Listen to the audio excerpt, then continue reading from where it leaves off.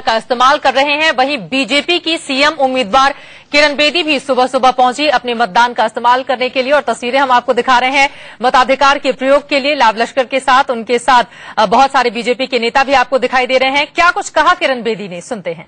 बेदी, आपको दो लीडर मिल रहे हैं, एक वोट से 2 लीडर्स जो हमारे विकास वर्ल्ड क्लास सिटी बनाने के लिए सारी लीडरशिप जानते हैं, सारी क्षमता रखते हैं, उसका सपना ले रहे हैं और वो कह रहे हैं कि मैं अब सूद के साथ वापस दूंगा जो आपने मुझे 7 लोकसभा सीट जिताई थी। आज हम उस विकास और दिल्ली उस उड़ान के साथ जुड़ने आ रहे हैं। Any last minute message to your opponents? मैंने ये कहा है, हर आदमी निकले वोट कर लिए। वोट आपका विश्वास है, उसके बाद हमारा कर्तव्य शुरू हो जाएगा आपकी सेवा के लिए। धन्यवाद। किरण बेदी को आप सुन रहे थे, काफी ज्यादा उत्साहित दिखाई दे रही थी वो, चेहरे पर हल्की सी मुस्कान और इस बात का दावा करते हुए कि इस बार बीजेपी की ही सरकार बनेगी। फिलहाल मालवीय नगर से पिछली बार चुनाव लड़ा था बीजेपी की नेता आरती मेहरा जी ने और उनसे संजय शर्मा हमारे सहयोगी ने बातचीत की है। आरती मेहरा को आप तस्वीरों में भी देख पा रहे थे, किरण बेदी के साथ साथ वो मौजूद थी। उनकी ओर से अपनी जीत को लेकर यानी कि बीजेपी की जीत को लेकर क्या कुछ कहा गया है वो सुनते हैं। दिल्ली की जनता अपना मन बना चुकी है। फील्ड पे मैंने देखा है कि दिल्ली की जनता चाहती है भारतीय जनता पार्टी की सरकार आए जो केंद्र के साथ तालमेल के साथ दिल्ली में सुशासन और विकास का कार्य कर सके। तो किरण बेदी जी भावी मुख्यमंत्री होने वाली हैं, तो मैं उनको दिल की गहराइयों से शुभकामनाएं देने आई हूँ। शीला दीक्षित के बाद फिर से किरण बेदी, क्या आपको लगता है कि क्या महिला मुख्यमंत्री दिल्ली की जनता चाहती है? बिल्कुल दिल्ली की जनता महिला मुख्यमंत्री, क्योंकि जैसे किरण बेदी जी का सवाल है, किरण बेदी जी अपने आप में एक इतनी एडमायर्ड, एक इतनी ट्रस्टेड, विश्वसनीय उनका व्यक्तित्व है कि उनके आते ही महिलाओं में एक सुरक्षा की भावना, सेंस ऑफ सिक्योरिटी आ चुकी थी। मुझे ऐसा लगता है कि किरण बेदी के आने से एक अच्छा एडमिनिस्ट्रेटर, एक सेंसिटिव हार्ट, ऐसा सेंसिटिव दिल जो कि इतने 26 साल से एनजीओ चला रहा है, गरीबों की सेवा कर रहा है, महिलाओं का उत्थान में लगा है। मेरा युवा साथी जो शराब के नशे में अपने जीवन को व्यर्थ कर रहा था, उनको बदलने का काम कर रहा है। तो मुझे ऐसा लगता है एक अच्छा असर पड़ेगा। जो आपने एनजीओ की बात करी, तो अरविंद केजरीवाल भी एनजीओ चला रहे हैं, दोनों अन्ना के आंदोलन से जुड़े रहे हैं, दोनों एनजीओ चलाते रहे हैं। आपको क्या लगता है फिर किरण बेदी क्यों, अरविंद केजरीवाल क्यों नहीं? देखिए, अरविंद केजरीवाल ने जो उनका जो पुराना ट्रैक रिकॉर्ड है, अगर किरण बेदी के साथ उनके ट्रैक रिकॉर्ड को मैच किया जाए तो अरविंद केजरीवाल का ट्रैक रिकॉर्ड जो है वो इतना विश्वसनीय नहीं रहा। तो अरविंद केजरीवाल की जनता सही चेहरा देख चुकी है।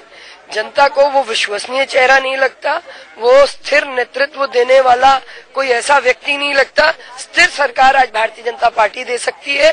दिल्ली में विकास, सुशासन, युवाओं को नौकरी, महिलाओं की सुरक्षा, जहां झुग्गी वहां मकान, अनऑथराइज के लिए काम, ये सब कार्य भारतीय जनता पार्टी की कमिटमेंट, क्योंकि हमने प्रदेशों में करके दिखाया है और देश में 8 महीने की सरकार जो है देश की जनता फील करती है कि बहुत अच्छी सरकार चल रही है, मोदी जी के नेतृत्व में लोग खुश हैं। ये थी आरती मेहरा जो सुबह सुबह किरण बेदी को गुड लक विश करने आई थी और दिल्ली की भावी मुख्यमंत्री किरण बेदी हो यही कहने आई थी यहाँ पर। कैमरामैन कमल नेगी के साथ संजय शर्मा, इंडिया न्यूज, दिल्ली। इस समय मौजूद है हम नई दिल्ली विधानसभा क्षेत्र में पोलिंग बूथ नंबर 144 और 145, 151, 152 पे। पहली वोटर हमारे साथ में है सुमन, आपने वोट दिया है, वोटर आईडी कार्ड उनका हम दिखा रहे हैं पहले आपको, साथ में फिंगर हम दिखाएंगे किस हिसाब से ये फिंगर पे देख सकते हैं आप, निशान लगा हुआ है। सुमन, जब आपने बटन दबाया, बटन में इस बार मशीन में खासियत क्या दिखी? मतलब हाँ, वही होता है कि आप जो बटन प्रेस करोगे उसमें वो चेक करने के लिए बोलते हैं कि आपने जिसको प्रेस किया है वो चेक करना कि स्लिप वही है नहीं है। तो मैंने वो चेक किया कि हाँ वही स्लिप थी, बस जिसको मैंने वोट दिया वो देकर आ गई। यानी इससे पहली बार ऐसा एक्सपेरिमेंट आपको देखने को मिला? नहीं, सेकंड टाइम भी मैंने यही देखा था। पहली बार आपने वोट दिया है? नहीं, मेरा सेकंड टाइम बैठा है, मेरा सेकंड टाइम वोट है। सेकंड टाइम आपने वोट दिया है, कैसा लग रहा है आपको? मतलब बहुत अच्छा लगेगा कि मेरा हक है, मैंने जिसको वोट दिया है। कैसी उम्मीद किसको लग रही है आपको कि किसकी सरकार बननी चाहिए दिल्ली में? मैं भी अरविंद केजरीवाल को। आप भी वोट देके आ रहे हैं, क्या आप दूसरे नंबर के हैं, आप इनके फादर हैं, कि आपने मतदान दिया, इस बार मशीन में सब कुछ सही मिला? हाँ सही है, जिसको हमने वोट दिया उसकी हमने ये देख लिया कि हमने जिसको दिया उसका निशान आया और वो पर्ची आई, तब हमें नहीं, नाम तो नहीं, पर्ची आई है कि भाई हमने किसको वोट दिया है। वो हमें मतलब ये हो गया कि कॉन्फिडेंस हो गया कि भाई हमने इसको वोट दिया और वो उसकी पर्ची आई है हमारे। उसकी पर्ची आई है, यानी साफ तौर पर है कि नई दिल्ली और साथ में दिल्ली कैंट, ये दोनों मशीनों में सुविधाएं हैं।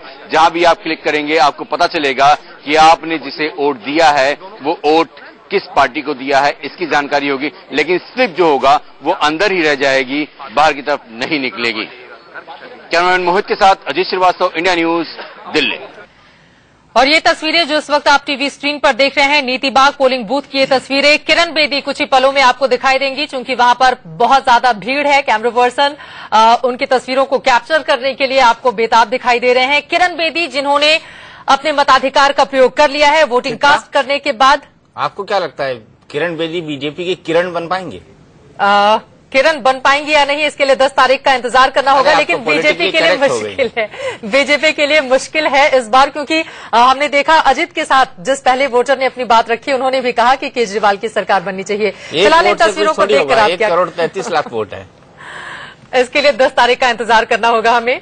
दीपक जी, फिलहाल आपको भी वोट करने के लिए जाना है। ये सवाल उल्टा मैं आपसे पूछ लेती हूँ, मैं तो दिल्ली की वोटर नहीं हूँ। मैं तो दिन भर एंकरिंग करूंगा। बताइए फिरोज साहब। हाँ, मेरी टिप्पणी इस पे यह है, देखिए जो तीनों कैंडिडेट हैं चीफ मिनिस्टरशिप के लिए, तो मैं अगर मुझसे कहा जाए, मैं भी एक वोटर हूं, तो मैं किरण बेदी को नंबर 1 पे रखूंगा और आपके अरविंद केजरीवाल को नंबर 2 पे, और जो हमारे कांग्रेस के नेता हैं उनको नंबर 3 पे। देखिए उसकी वजह क्या है कि किरण बेदी जो है, किरण बेदी का जो ट्रैक रिकॉर्ड है, जैसा अभी वो बता रही थी कि उनका बड़ा साफ सुथरा ट्रैक रिकॉर्ड है, विश्वसनीयता उनके ऊपर है, ईमानदार है। मैं बताता हूँ आपको, वो कहती है पहली महिला आईपीएस ऑफिसर है, लेकिन गूगल कुछ और कहता है। नहीं, देखिए ऐसा है, कुछ और भी आरोप उनके ऊपर लगे हुए हैं। और सबसे ज्यादा फिरोज साहब 22 दिन ही हुए हैं उन्हें बीजेपी ज्वाइन किए हुए। तो क्या फर्क पड़ता है? देखिए 22 दिन हुए हो या 22 साल हुए हो या 2 दिन हुए हो, लेकिन मैं समझता हूं कि अगर उनके अंदर विश्वास दिखाया है, और सुनिए ना जी, उन्होंने एक इंटरव्यू में कहा कि इंदिरा गांधी की कार तो उन्होंने उठाई नहीं थी। देखिए उससे फर्क नहीं पड़ता। नहीं, फर्क पड़ता है ना, जिस बात को लेकर आप जिंदगी भर ढोल पीटती रही, उन बातों को आप एक के बाद एक नकारती जा रही हैं। आपकी विश्वसनीयता क्या है? उपराष्ट्रपति हामिद अंसारी जी की तस्वीरें हम दिखा रहे हैं। वोटिंग के बाद वो बाहर निकले और अब अपनी गाड़ी में सवार होते हुए सुबह सुबह वोट डालने के लिए पहुंचे। और दीपक जी, जाहिर तौर पर अगर इस तरह से जो हमारे बड़े लीडर हैं वो अगर निकलकर अपना वोट कास्ट करेंगे तो लोगों के ऊपर भी उसका असर देखा जाएगा। और बिल्कुल असर देखा जाएगा, क्योंकि अगर हमारे लीडर हमारा मार्ग प्रशस्त करते हैं, अगर वो एक उदाहरण खड़ा करते हैं, अगर वो एक एग्जाम्पल सेट करते हैं, उससे बाकी जनरेशन को प्रेरणा मिलती है। सबको ये लगता है कि हमको भी निकलकर वोट डालना चाहिए। वैसे लॉन्ग वीकेंड हो गया है, सैटरडे संडे का छुट्टी है, तो लोगों को लग रहा होगा कि आलसी करें, घर में बैठे रहें, लेट ब्रंच करें, उसके बाद बच्चों को लेकर घूमने जाएं। तो ये काम जरूर करिएगा, ये सब जरूर करिएगा, बट आधे घंटे का वक्त निकालिए और वोटिंग के लिए जरूर जाइए, ये हमारी गुजारिश है। हम सीधे चलते हैं हमारे सहयोगी राकेश कुमार सिंह के पास। इस वक्त वो निर्माण भवन के अंदर खड़े हैं। राकेश, और किन किन वीआईपी को आप एक्सपेक्ट कर रहे हैं अगले आधे घंटे में, और उपराष्ट्रपति साहब ने कुछ कहा क्या?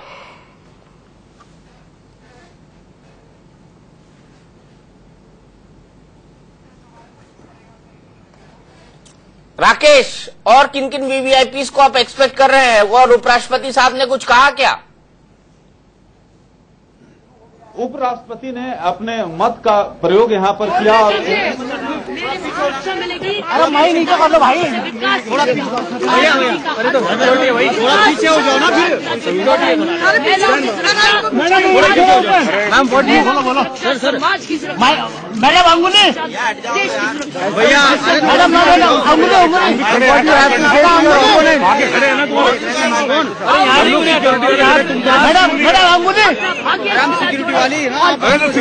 दिल्ली बनाए, स्वस्थ दिल्ली बनाए, साक्षर दिल्ली बनाए। समीक्षा, धन्यवाद। फिर अपने उसी एस फॉर्मूले का जिक्र करती हुई किरण बेदी वोटिंग के बाद जब वो बाहर निकली, एक तरफ आप देख पा रहे हैं विक्ट्री साइन दिखाते हुए और बाएं हाथ में अपने अमिट स्याही का वो नीला निशान दिखाते हुए। सुबह 7 बजे और सुबह 8:30 बजे की तस्वीरें हम आपको दिखा रहे हैं। 7 बजे जब अपनी बालकनी में बाहर निकली, सभी का अभिवादन स्वीकार किया।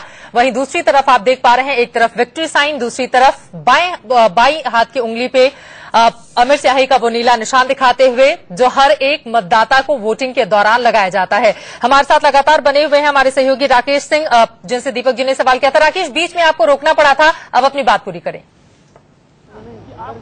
देखिए चित्रा, उपराष्ट्रपति ने यहाँ पर अभी 8:30 बजे यहाँ पर पहुंचे, उन्होंने अपने मत का प्रयोग किया और यहाँ पर कहा जा रहा है, जो आप देख सकते हैं कि यहाँ पर एसपीजी और तमाम जो अर्धसैनिक बल के जवान हैं, कमांडो हैं, यहाँ पर मौजूद हैं और ये कहा जा रहा है कि कांग्रेस अध्यक्ष सोनिया गांधी 9 बजे के बाद यहाँ कभी भी पहुंच सकती हैं और मेनका गांधी, ये कहा जा रहा है कि कुछ ही देर में यहाँ पर मेनका गांधी केंद्रीय मंत्री यहाँ पर पहुंचेंगी।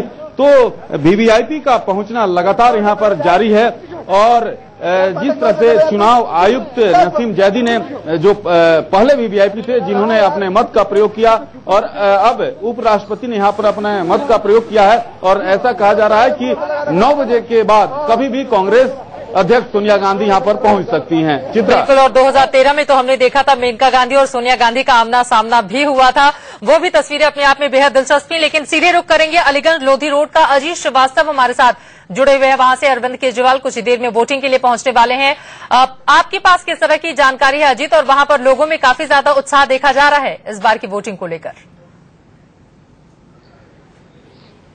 बिल्कुल साफ तौर पर चित्रा, उत्साह काफी ज्यादा है क्योंकि यहाँ पर दोनों वर्ग के लोग हैं, यानी अगर हम कहें तो अपर मिडिल क्लास और लोअर मिडिल क्लास के लोग भी यहाँ पे मौजूद हैं। तमाम वोटिंग प्रक्रिया शुरू हो चुकी है। मैं दिखाना चाहूंगा सेंटर पे कि यहाँ पे जिस हिसाब से लोग आ रहे हैं, जा रहे हैं और वोटिंग करके बाहर भी निकल रहे हैं। हर तरफ से जैसे ही 8 बजा है अंदर की ओर लाइनें लग चुकी थी, तमाम वोटर निकले। पहली वोटर से मैंने बातचीत की, इसकी तस्वीरें आपने दिखाई। उनका यही कहना था, देखिए दिल्ली की तस्वीर जो है वो बदलनी चाहिए। जिस हिसाब से वादे हो रहे हैं, वादों में नहीं काम पे लोगों को जाना चाहिए और जिस हिसाब से काम हुए हैं उस काम पे ही भरोसा जताना चाहिए। दिल्ली की जनता ये कहती है और उनको उम्मीद यही है कि अब दिल्ली की जनता वही चुनेगी जिसकी स्थिर सरकार हो, एक पूर्ण बहुमत की सरकार हो। दिल्ली की जनता ये मन बना चुकी है, तो कोशिश यही है। लेकिन अगर अरविंद केजरीवाल की बात कहें तो तकरीबन 10 बजे का जो टेंटेटिव टाइम उनकी तरफ से दिया गया है, तो उम्मीद है कि 10 बजे तक उनके आने की उम्मीद है और वो सेंटर पे आएंगे और 144 नंबर पोलिंग स्टेशन पर जाके अपना वोट देंगे। चित्रा, बिल्कुल, तो अरविंद केजरीवाल का इंतजार है। इस बीच सीधे चलते हैं इंदौर, जहां से वरिष्ठ पत्रकार श्रवण गर्ग जी हमारे साथ जुड़े हुए हैं। श्रवण जी, हमने देखा मध्य प्रदेश के निकाय चुनाव में हाल ही में भारतीय जनता पार्टी ने खासी सफलता पाई है। वहां की रणनीति और दिल्ली की रणनीति आपको किस तरह से जुदा नजर आ रही है?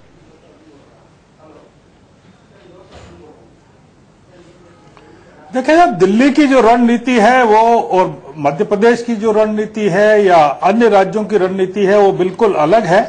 दिल्ली के चुनावों से मध्य प्रदेश के निकाय चुनाव का या इंदौर के या भोपाल के या रायपुर के चुनाव का कोई तुलना नहीं की जा सकती। दिल्ली का चुनाव अपने आप में, जैसा मैंने पहले भी कहा, एकदम देश के अन्य राज्यों के चुनावों से बिल्कुल अलग हो गया है।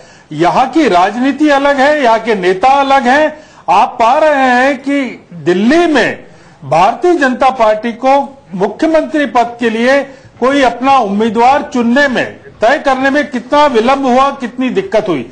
ऐसी स्थिति मध्य प्रदेश में या भारतीय जनता पार्टी के अन्य राज्यों में कभी नहीं। जनता पार्टी को मुख्यमंत्री पद के लिए कोई अपना उम्मीदवार चुनने में, तय करने में कितना विलंब हुआ, कितनी दिक्कत हुई।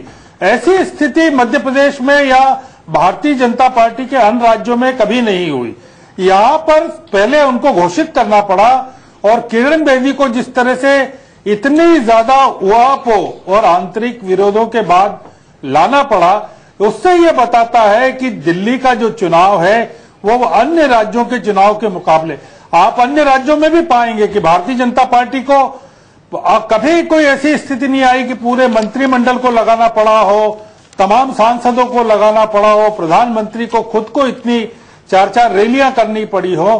तो दिल्ली के चुनाव का इस तरह से महत्व भारतीय जनता पार्टी ने बढ़ा दिया है और उसका एकमात्र कारण यह कि दिल्ली में एक जो मान्यता प्राप्त राजनीतिक दल के रूप में जो अभी तक स्थापित पार्टियां रही हैं, उनको छोड़कर, उनको पीछे करके आम आदमी पार्टी के रूप में अरविंद केजरीवाल ने जो अपनी जगह बनाई है, वो जिस तरह से स्थापित किया है पिछले 3-4 सालों में, उन्होंने दिल्ली के सारे समीकरणों को बदल दिया है, दिल्ली के मतदाताओं को विभाजित कर दिया है और किसी राष्ट्रीय मुद्दे को लेकर दिल्ली में चुनाव नहीं लड़े जा रहे हैं।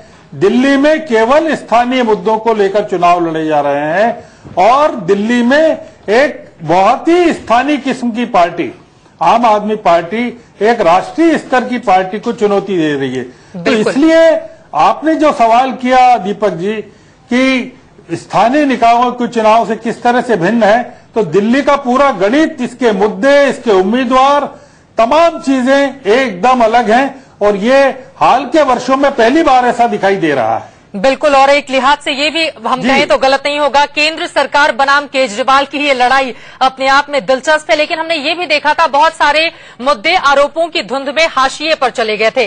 इस पर भी हम चर्चा करेंगे। किरण बेदी की तस्वीर हम आपको दिखा रहे हैं विक्ट्री साइन के साथ अपना वोट डालने के बाद जब वो बाहर निकली थी। एक छोटे से ब्रेक